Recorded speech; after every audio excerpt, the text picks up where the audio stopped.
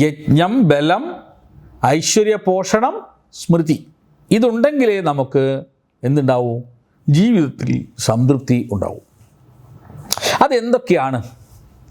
എന്താണ് യജ്ഞം എന്ന് പറഞ്ഞാൽ? യജ്ഞോ വൈ ശ്രേഷ്ഠതമായ കർമ്മണ എന്ന് യജുർവേദം പറഞ്ഞിട്ടുണ്ട്. വ്യക്തമായ, വളരെ സുവ്യക്തമായ ലക്ഷ്യബോധത്തോടുകൂടി അല്ലെങ്കിൽ ലക്ഷ്യസങ്കല്പത്തോടു കൂടിയ ശ്രേഷ്ഠതമമായ കർമ്മത്തെയാണ് യജ്ഞം എന്ന് വിളിക്കുന്നത്.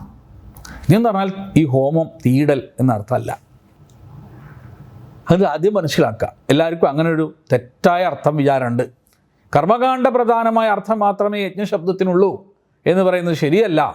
അങ്ങനെ അർത്ഥമുണ്ട് എന്നുണ്ടെങ്കിലും രൂഢിയായ അർത്ഥം അതാണെന്ന് വരികിലും വ്യക്തമായ ലക്ഷ്യബോധത്തോടു കൂടിയ ശ്രേഷ്ഠതമമായ കർമ്മത്തെയാണ് യജ്ഞം എന്ന് വേദത്തിൽ പറയുന്നത്. കാരണം വേദം ശ്രുതിയാണ്, അവിടെ മറ്റു കാര്യങ്ങൾ വരുന്നില്ല. നമുക്ക് ഹ്രസ്വകാല ലക്ഷ്യങ്ങളെല്ലാം ഉണ്ടാവും. നമുക്കൊക്കെ ഉണ്ടാവുമല്ലോ. നാളെ ഇന്ന ഷർട്ട് ഇടണം, ഇന്ന് ഫ്രീക്കനായിട്ട് തലമുടിയൊക്കെ ഒന്ന് വെട്ടണം, അങ്ങനെയൊക്കെ ഉണ്ട്. അല്ലെങ്കിൽ അടുത്ത ആഴ്ച കുടുംബത്തോടൊപ്പം ഒരു സിനിമയ്ക്ക് പോകണം. ഇപ്പം അങ്ങനെയൊന്നും വിചാരിക്കാറില്ല. ഇപ്പം തന്നെ പോകണം, ഇപ്പം തന്നെ കാണണം. അങ്ങനെയാണ്. ഈ മാസം എത്ര ശതമാനം ചിലവ് ചുരുക്കണം. ഇതൊക്കെ നമുക്ക് എന്താണ്, ചെറിയ ചെറിയ ഷോർട്ട് ടേം ആയിട്ടുള്ള ജീവിതത്തിനൊരു ദിശയും പ്രചോദനവും നൽകുന്ന ദീർഘകാല ലക്ഷ്യമാണ് നമുക്ക് അനിവാര്യമായിട്ട് വേണ്ടത്. ഇതിനെയാണ് നമ്മൾ ശ്രേഷ്ഠതമമായ കർമ്മം എന്ന് പറയുന്നത്. അപ്പോൾ ശ്രേഷ്ഠതമമായ കർമ്മം എന്ന് പറയുമ്പോൾ നമ്മൾ ആലോചിക്കേണ്ടത് ജീവിതത്തിന് ദിശയും പ്രചോദനവും നൽകുന്ന ദീർഘകാല ലക്ഷ്യം. അതിനെയാണ് നമ്മൾ എന്ത് പറയാം, നമ്മൾ അനിവാര്യമായിട്ട് കണക്കാക്കുന്നത്. അതാണ് യജ്ഞം എന്ന് പറയുന്നത്. നമ്മുടെ ചിതൽ പുറ്റ് നിർമ്മിക്കുന്നത് പോലെ തേനീച്ച തേൻ സംഭരിക്കുന്നത് പോലെ ആ ഒരു ലക്ഷ്യത്തിനായി നിരന്തരം പ്രയത്നിക്കണം. ഇതിനെയാണ് നമുക്ക് യജ്ഞം എന്ന് വിളിക്കുന്നത്. ഇതിനെയാണ് നമ്മൾ യജ്ഞം എന്ന് വിളിക്കുന്നത്.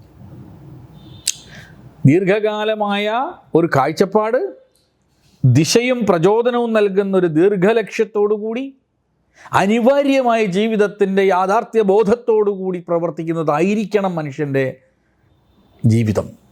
അതാണ് യജ്ഞം. ചിതൽ പുറ്റ് നിർമ്മിക്കും. നമ്മൾ പ്രപഞ്ചത്തിലേക്ക് നോക്കിയാൽ ഈ വേദം കാണാം. ചിതൽ പുറ്റ് നിർമ്മിക്കുന്നത് കാണാം. മനുഷ്യൻ ഇതിൽ നിന്നാണ് ധനം എങ്ങനെ സംഭരിക്കണമെന്ന് പഠിക്കേണ്ടത്, അല്ലെങ്കിൽ ജീവിതത്തിൻ്റെ ലക്ഷ്യങ്ങൾ സാക്ഷാത്കരിക്കാൻ എങ്ങനെയാണ് മുന്നോട്ട് പോകേണ്ടതെന്ന് പഠിക്കേണ്ടത്.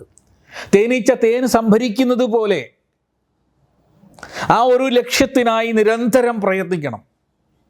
ഇതിനെ നമുക്ക് യജ്ഞം എന്ന് വിളിക്കും. ഇതാണ് ഒന്നാമതായി നമ്മളെ ജീവിതത്തിൽ വേണ്ടത്. ഇന്നത്തെ തലമുറയ്ക്ക് പലർക്കും ഇല്ലാതെ പോകുന്നത് ഈ യജ്ഞഭാവമാണ്. അപ്പോൾ ആളുകൾ ചോദിക്കും, ഇപ്പോൾ റിട്ടയറൊക്കെ ചെയ്തവർ എന്ത് യജ്ഞമാണ് ചെയ്യുക? അവർക്ക് ചെയ്യാൻ ഒരുപാട് കാര്യങ്ങളുണ്ട്. അതായത് സമൂഹത്തിന് വേണ്ടി നമുക്ക് ഒരുപാട് കാര്യങ്ങൾ ചെയ്യാൻ പറ്റും. ഒരു നേരത്തെ ആഹാരത്തിന് വകയില്ലാത്ത എത്രയോ പേർ നമുക്ക് ചുറ്റുമുണ്ട്. അവർക്ക് വേണ്ടി നമുക്ക് പ്രയത്നിക്കാം. വീടില്ലാത്തവരുണ്ട്, കാരുണ്യം അർഹിക്കുന്നവരുണ്ട്.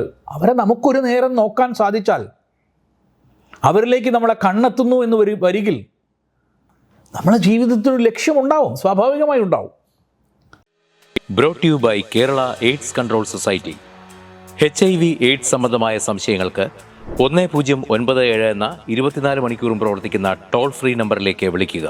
വാട്സാപ്പിലും ഫേസ്ബുക്കിലും ഒക്കെ സ്റ്റാറ്റസ് അപ്ഡേറ്റ് ചെയ്യാറുണ്ടല്ലോ. HIV സ്റ്റാറ്റസോ HIV പിടിപെടാനുള്ള സാഹചര്യങ്ങളിൽ കൂടി അറിഞ്ഞോ അറിയാതെയോ കടന്നു പോയിട്ടുണ്ടാവാം. എന്ത് തന്നെയായാലും മുൻകൂട്ടി പരിശോധിച്ച് HIV സ്റ്റാറ്റസ് അറിയൂ. സൗജന്യ HIV പരിശോധനയും കൗൺസിലിങ്ങും ആരോഗ്യ കേന്ദ്രങ്ങളിൽ പ്രവർത്തിക്കുന്ന ICTC അഥവാ ജ്യോതിസ് കേന്ദ്രങ്ങളെ സമീപിക്കുക. നിങ്ങളുടെ സ്റ്റാറ്റസ് എന്തായാലും വിവരങ്ങൾ രഹസ്യമായി സൂക്ഷിക്കുന്നതായിരിക്കും.